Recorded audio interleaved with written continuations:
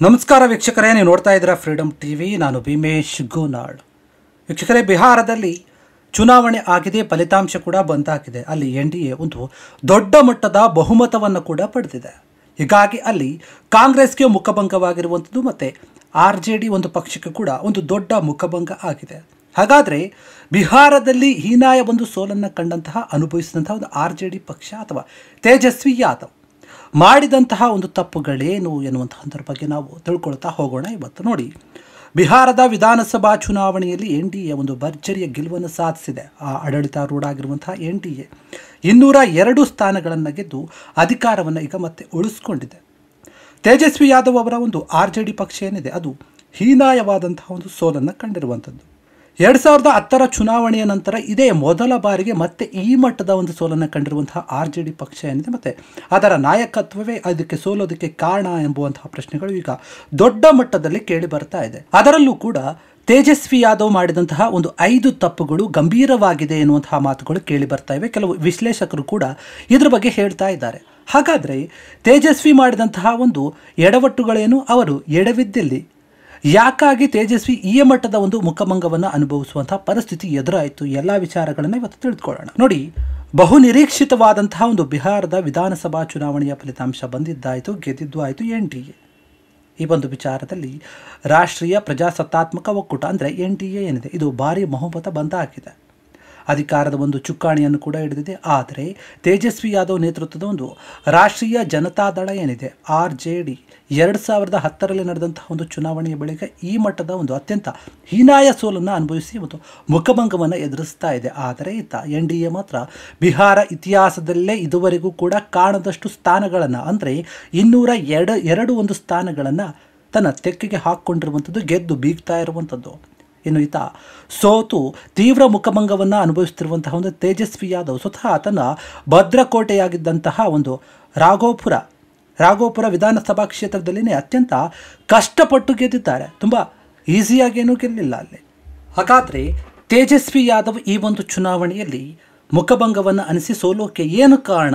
ಅದಕ್ಕೆ ಕೆಲವೊಂದು ಕಾರಣಗಳಿದೆ. ಒಂದು 5 ಕಾರಣಗಳನ್ನು ಪ್ರಮುಖವಾಗಿ ಹೇಳಲಾಗ್ತಾ ಇದೆ. ಹಾಗಾದರೆ ಏನು ಕಾರಣ ಅದನ್ನು ಅಂತ ನೋಡೋಣ. ನೋಡಿ, ಮೊದಲನೇದಾಗಿ ಯಾದವ ಅಭ್ಯರ್ಥಿಗಳ ಮೇಲೆ ಅತಿಯಾದಂತಹ ಒಂದು ಕೇಂದ್ರೀಕರಣ ಬಿಹಾರದಲ್ಲಿ RJD ಪಕ್ಷದ ಒಂದು ಸೋಲಿಗೆ ಪ್ರಮುಖ ಕಾರಣವಾಗಿದೆ ಅಂತ ಹೇಳಲಾಗ್ತಾ ಇದೆ.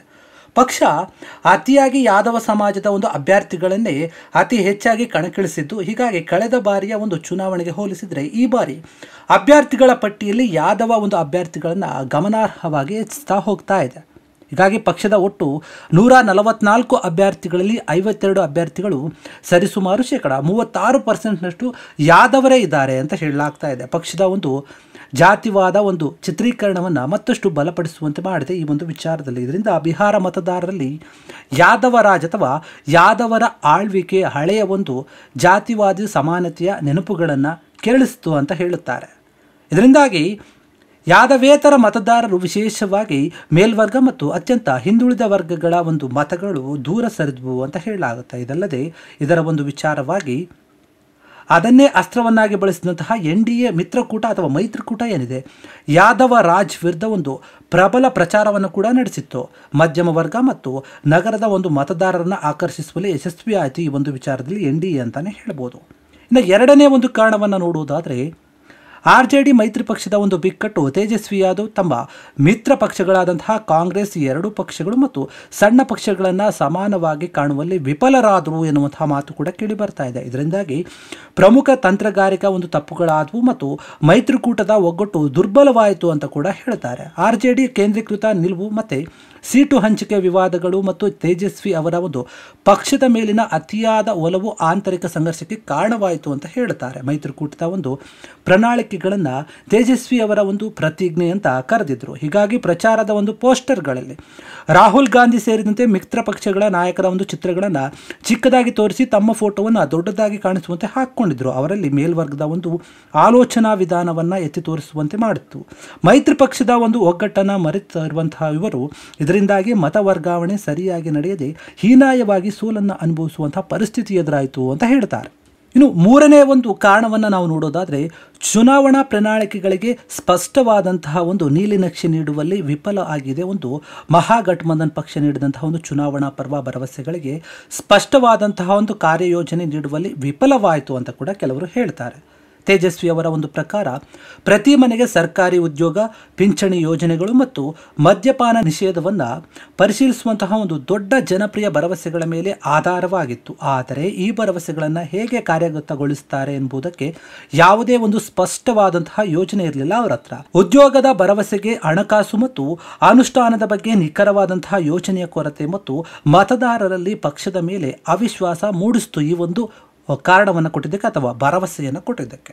ನಾಲ್ಕನೆಯ ಒಂದು ಕಾರಣವನ್ನು ನೋಡುವುದಾದರೆ, ಬಿಹಾರದಲ್ಲಿ ಅಸಮಾಧಾನ ಮೂಡಿಸಿದ ಮುಸ್ಲಿಂ ಮೊದಲು ಎಂಬುವಂಥ ಒಂದು ಭಾವನೆ ಏನಿದೆ ಅದು ಕೂಡ ಮಹಾಗಠಬಂಧನ್ ಪಕ್ಷದ ಒಂದು ಮುಸ್ಲಿಂ ಮೊದಲು ಎಂಬ ಒಂದು ಆಗ್ರಹಿಗೆ ರಾಜ್ಯಾದ್ಯಂತ ಇವರು ಮುಸ್ಲಿಮೇತರ ಒಂದು ಮತದಾರರನ್ನು ಕೆರಳಿಸಿದ್ರು ಅಂತ ಹೇಳ್ತಾರೆ. ತೇಜಸ್ವಿಯವರು ವಕ್ಫ್ ಮಸೂದೆಯನ್ನು ಜಾರಿಗೆ ತರುವುದಿಲ್ಲ ಎಂಬ ಭರವಸೆಯನ್ನು ನೀಡಿದರು. ಇದನ್ನು ಅನೇಕರು ಮುಸ್ಲಿಮರು ಓಲೈಕೆ ರಾಜಕಾರಣ ಮಾಡ್ತಿದ್ದಾರೆ, ನೋಡ್ತಾ ಇದ್ದಾರೆ ಅನ್ನುವಂಥ ಒಂದು ಮಾತುಗಳನ್ನು ಕೇಳ್ತಾ ಇದ್ರು. ಹೀಗಾಗಿ ಅದರಲ್ಲೂ ಕೂಡ ಪ್ರಮುಖವಾಗಿ ತಮಗೆ ಬೆನ್ನೆಲುಬಾಗಿ ನಿಂತಿದ್ದಂತಹ ಯಾದವ ಸಮಾಜದಲ್ಲೂ ಕೂಡ ಈ ಒಂದು ನಿರ್ಧಾರಗಳು ಅಸಮಾಧಾನವನ್ನು ಉಂಟು ಮಾಡಿತು ಅಂತ ಹೇಳ್ತಾರೆ. ಇದರಿಂದಾಗಿ ಮೈತ್ರಿಕೂಟವು ಕೆಲವು ಪ್ರದೇಶಗಳಲ್ಲಿ ಮುಸ್ಲಿಂ ಮತಗಳನ್ನು ಯಶಸ್ವಿಯಾಗಿ ಒಗ್ಗೂಡಿಸದಿದ್ದರೂ ಕೂಡ ಒಟ್ಟಾರೆಯಾಗಿ ಸೋಲನ್ನು ಅನುಭವಿಸೋಕ್ಕೆ ಕಾರಣವಾಯಿತು ಅಂತ ಹೇಳ್ತಾರೆ. ಇನ್ನು ಕೊನೆಯದಾಗಿ ಒಂದು ಐದನೇ ಕಾರಣವನ್ನು ನಾವು ನೋಡುವುದಾದರೆ, ಲಾಲು ಪರಂಪರೆಯನ್ನು ನಿರ್ವಹಿಸುವಲ್ಲಿ ತೇಜಸ್ವಿಯ ಒಂದು ಗೊಂದಲದ ತಂತ್ರ ಏನಿದೆ. ತೇಜಸ್ವಿ ಯಾದವ್ ತಮ್ಮ ತಂದೆ ಲಾಲು ಪ್ರಸಾದ್ ಯಾದವ್ ಅವರ ಒಂದು ಪರಂಪರೆಯನ್ನು ಸರಿಯಾಗಿ ನಿಭಾಯಿಸುವಲ್ಲಿ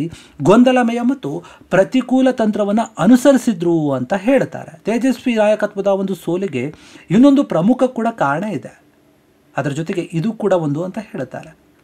ತೇಜಸ್ವಿ ಅವರು ತಮ್ಮ ತಂದೆಯ ಒಂದು ಸಾಮಾಜಿಕ ನ್ಯಾಯ ಒಂದು ಕಾರ್ಯಸೂಚಿಗಳನ್ನು ಅಪ್ಪಿಕೊಂಡರು. ಪ್ರಚಾರದ ಒಂದು ಪೋಸ್ಟರ್ಗಳಲ್ಲಿ ಲಾಲು ಅವರ ಒಂದು ಚಿತ್ರವನ್ನು ಕಡಿಮೆಗೊಳಿಸುವ ಮೂಲಕ ಜಂಗಲ್ ರಾಜ್ ಎನ್ನುವಂತಹ ಒಂದು ಕೆಟ್ಟ ಹೆಸರಿನಿಂದ ದೂರ ಸರಿಯಲು ಪ್ರಯತ್ನವನ್ನು ಪಟ್ಟರು.